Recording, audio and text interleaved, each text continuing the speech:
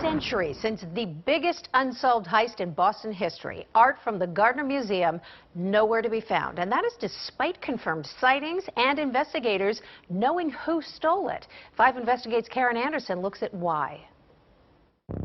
2 men in Boston police uniforms duped 25 years later, the FBI says they know, but can't say who took the stolen art. I would have to say it's the low-ranking members of the mob that carried this out, were associates, and we're trying to keep that information from the leadership of the mob. You know who took them.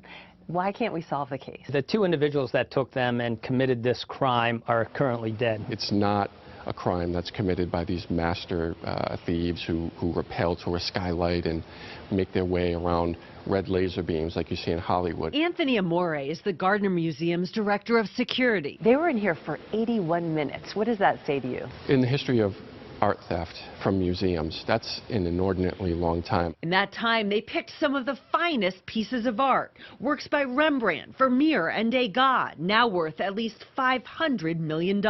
According to the FBI, even Whitey Bulger wanted a piece of the action. Like any underworld figure who sees something of value, they want it. Whitey was not able to get these. The FBI says it has at least 3 confirmed sightings of the stolen artwork in Maine, Connecticut, and Philadelphia.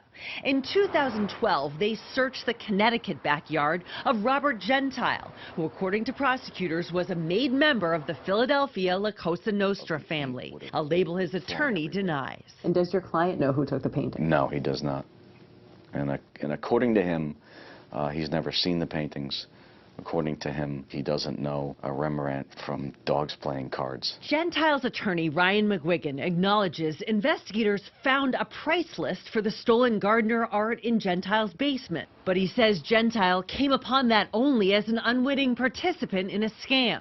His attorney also says a hidden area under his shed had nothing to do with the artwork.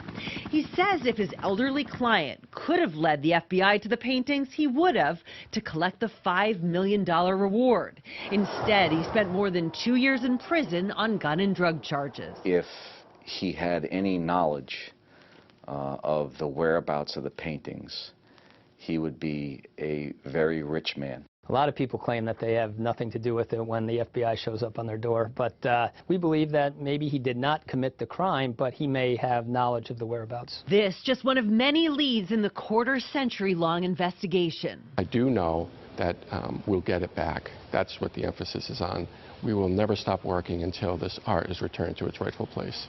The U.S. Attorney's Office says it's willing to provide immunity for anyone who has information leading to the recovery of any items stolen from the Gardner Museum, including anyone who has received or transported the stolen art. Karen Anderson, 5 Investigates.